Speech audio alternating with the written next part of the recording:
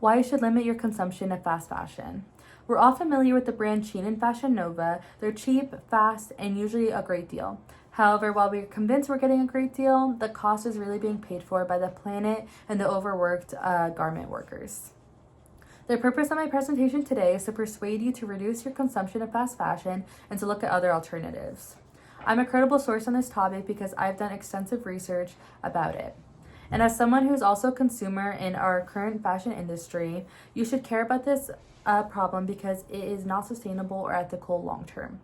I will explain how the fast fashion industry causes damage to the environment and also has labor exploitation. And I believe we all should reduce our overconsumption by choosing sustainable and secondhand options, rethinking our buying habits, and also limiting purchases. One of the biggest problems in the fast fashion industry is the quality of clothes. Due to the low prices, the clothing is very low quality and not built to last long term. The clothes are made very cheaply, no matter the risks or damages that can entail. The dyeing process alone contains 72 toxic chemicals that can and will be absorbed into the skin. These dangerous production choices don't just harm the people who wear or make them, but they also cause severe damage to the environment. One step in the production of clothes is the wet treatment to activate the cotton in the fabric.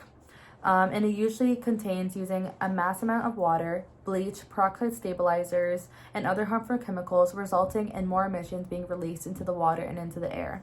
And it directly affects the workers, the residents nearby, animals, and not to mention it wastes an incredibly dangerous amount of water.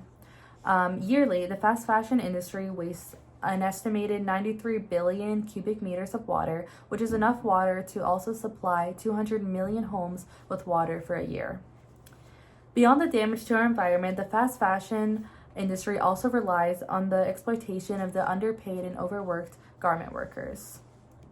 The industry supplies an estimated 60 million jobs a year, and these workers are constantly being subjected to non-existent union rights, job insecurity, and wage theft. In this documentary called China Blue, it follows a young girl, a teenage girl, Jasmine, and her coworkers as they create jeans for the Western market, specifically Levi's jeans. They show their grueling 14 to 20-hour shifts, their crowded, inhumane dormitories, and their pressure to meet these fast deadlines. The documentary also exposes how the fast fashion industry doesn't just exploit vulnerable workers, they're also exploiting children in China's garment industry. The clip I'm going to show you is how they decide to motivate their workers to continue working.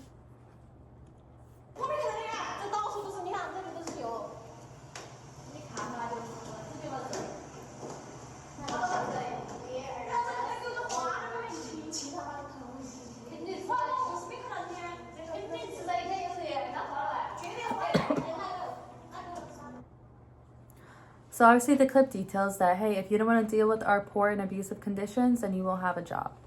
And that's a very awful statement because, you know, these people are not making income other way. There's kids working in these factories, adults. They're all working willingly, but usually they are desperate and can't refuse the money even though they're being abused in the workplace. This documentary actually was the thing that inspired me to choose this topic. I watched it about a year ago, and ever since then I've been very conscious about where and when I buy things and where they come from usually. And I think that this documentary is vital and that everyone should watch it at least once, just so they know really where their clothes are being produced from. Moving on, this kind of treatment is detrimental and a clear example of how the fast fashion industry harms people, damages societies, and ultimately kills our planet. And this is why we should be taking action. One solution is to stop the social pressures from the fashion industry and the media.